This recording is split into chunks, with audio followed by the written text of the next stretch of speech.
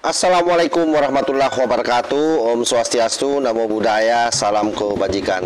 Sahabat-sahabat dimanapun juga berada, kembali viral seorang Ustadz ex-HTI atau pentolang HTI namanya Ustadz Yandri. Dengan lantang ia menebarkan tuduhan yang liar terhadap Pak Jokowi melalui majelis-majelis masjid. Ya, kita tahulah bagaimana kedok daripada ustaz-ustaz HTI, pasti panggungnya yang digunakan itu adalah panggung-panggung ceramah.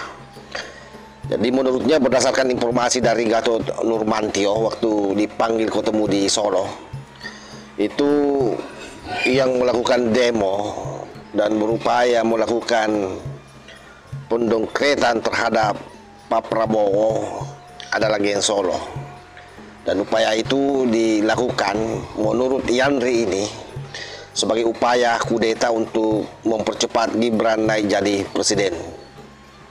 Tentu pernyataan ini adalah pernyataan yang sama sekali tidak memiliki dasar, tapi juga sangat berpotensi merusak persatuan bangsa karena dibungkus seolah-olah sebagai kebenaran dan itu diangkat di atas mimbar suci. Apalagi yang memberikan informasi menurut Ustaz Yandri ini, si kucuk HTI, adalah mantan Panglima TNI Pecatan waktu Pak Jokowi menjadi presiden, yaitu Gatot Nurmantio, yang saya kira semua orang tahu bagaimana akutnya dendamnya terhadap Pak Jokowi. Ini videonya. Jadi sebelum 25 Agustus, sebelum terjadi kerusuhan nasional itu, saya dipanggil mantan Panglima TNI di Jogja. Masya Allah, beliau sudah mendeteksi akan terjadi kerusuhan di Indonesia.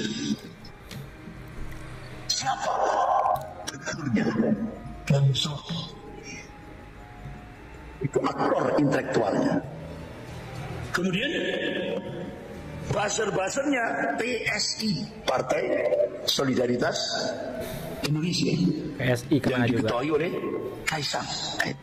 Pendananya siapa?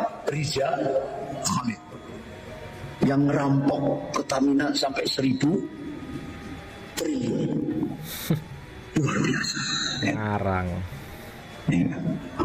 Bahkan intelijen Presiden Prabowo membongkar Rizal Khalid di hotel di Kuala Lumpur, terbongkar semua. Dia akan melakukan kudeta, ternyata benar. Bahkan saya diberitahu oleh Pak Gatot rinci sekali. Oh, gerombolan Gatot. Struktural yang dilakukan oleh Gensur. Jadi tujuannya apa? Tujuannya untuk mempercepat Gibran menjadi. Kita sudah melihat videonya sahabat-sahabat ya. Jadi Yandri ini bukan figur sembarangan. Jadi sekali lagi dia ex HTI, organisasi yang sudah dibubarkan oleh negara ini pada saat Jokowi masih menjadi presiden. Kenapa dibubarkan? Karena ideologinya bertentangan dengan Pancasila. Nah, ketika orang dengan latar belakang seperti ini kembali muncul di mimbar-mimbar masjid atau di ruang publik, ini saya kira perlu diwaspadai. Yang ia bawa bukan pencerahan, melainkan propaganda. Bayangkan bawa-bawa nama Gatot Nurmantio yang katanya ketemu di Yogyakarta ya, seolah-olah sebagai sumber informasi yang betul-betul sangat valid. Dia tidak pernah mungkin berpikir atau boleh jadi ini menjadi rangkaian dari skenario besar memang yang mereka lakukan, gerombolan para pembenci Pak Jokowi dan Gibran. Kenapa? Sebab kalau kita menganalisa memang orang-orang yang ada di balik layar yang selama ini membenci Pak Jokowi, kalau bukan ormasnya yang dibubarkan, mereka adalah para pejabat mantan pejabat ya yang dipecat di masa Pak Jokowi. Oleh sebab itu, tuduhan bahwa demo terakhir adalah rekayasa Gen Solo untuk mengkudeta Prabowo, saya yakin ini hanyalah cerita fiksi. Kenapa? Tidak ada bukti, tidak ada data, dan tidak ada verifikasi sama sekali. Justru narasi seperti ini sengaja dibangun untuk menciptakan opini publik bahwa Jokowi dan lingkarannya adalah merupakan bagian dari konspirasi demonstrasi kemarin. Dan bagi saya, ini adalah merupakan pola klasik penyebar hoaks politik ya. Jadi sengaja mengambil nama besar, menggabungkan dengan teori konspirasi, lalu disebarkan ke publik tanpa tanggung jawab. Nah, itulah tipikal mereka. Jadi dari dulu pola-pola seperti ini sudah sangat lazim dimainkan oleh mereka yang ingin mendegradasi lawan politiknya. Apalagi kita tahu bahwa ketika dia menyebut nama Gatot Nurmantio, saya kira memori kita sudah sangat kuat bahwa orang ini adalah orang yang sangat kecewa karena dia adalah orang yang menjadi Panglima TNI di masa Pak Jokowi, belum pensiun sudah dipensiun dinikan atau dipecat bahasa kasarnya. Jadi bisa dibayangkan sahabat, ketika mimbar masjid yang merupakan tempat mulia, tempat untuk berdakwah sebenarnya, itu dijadikan sebagai tempat untuk menyebarkan fitnah. Itulah Ustaz Yandri, membawa isu politik kotor ke dalam masjid, dan sesungguhnya ia sedang mengkhianati esensi dakwah sendiri.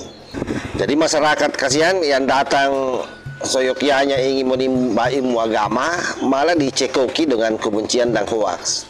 Oleh karena itu saya katakan ini sangat berbahaya, karena fitnah yang dibungkus agama itu akan lebih mudah ditelan mentah-mentah oleh para jamaah.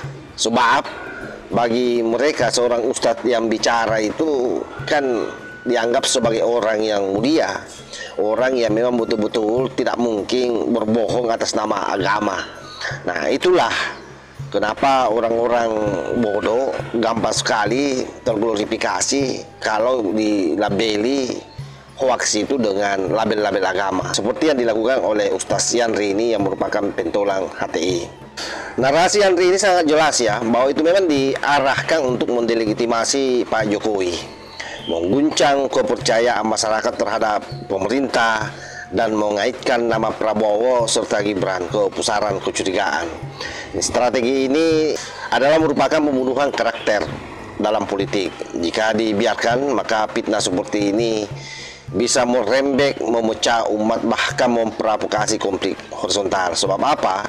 Saya yakin Pak Jokowi juga memiliki pendukung yang sangat solid, yang saya kira kalau terus-terusan difitnah seperti ini juga bisa membuat mereka marah.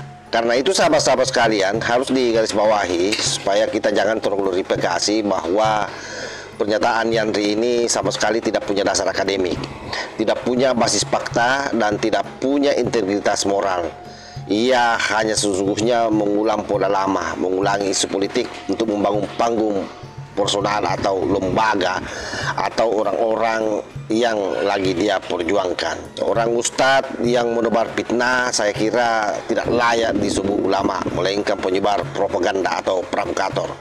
Jadi masyarakat pada posisi ini harus sadar ya, bahwa suara dari orang seperti Yandri ini saya kira bukan suara kebenaran, melainkan racun informasi yang bisa merusak sendi-sendi kehidupan berbangsa dan bernegara kita. Sebab itu kasus ini seyogyanya dijadikan momentum yang sangat penting bagi masyarakat muslim ya khususnya, dan para pemerintah. Pertama, bahwa umat Islam itu harus lebih kritis. Jangan mudah percaya pada ceramah-ceramah yang mengandung kebencian tanpa bukti. Yang kedua, aparat pun perlu lebih tegas menindak penyebaran hoaks, apalagi jika dilakukan di ruang ibadah. Jadi Yandri ini sesungguhnya ini sudah bisa dipanggil, ini diperiksa sampai kemudian ke akar-akarnya. Ini yang kita juga sayangkan, kenapa polisi dalam situasi seperti ini mendiamkan orang-orang seperti ini yang notabene-nya memiliki latar belakang yang memang cacat secara ideologi. Yang ketiga, media sosial ini juga harus jadi tempat klarifikasi dan edukasi, bukan tempat untuk membesar-besarkan fitnah sebagaimana yang digunakan oleh mereka ini.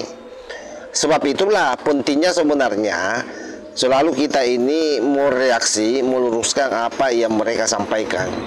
Sebab ceramah Yandri ini adalah contoh nyata bagaimana mimbar suci itu disalahgunakan sahabat.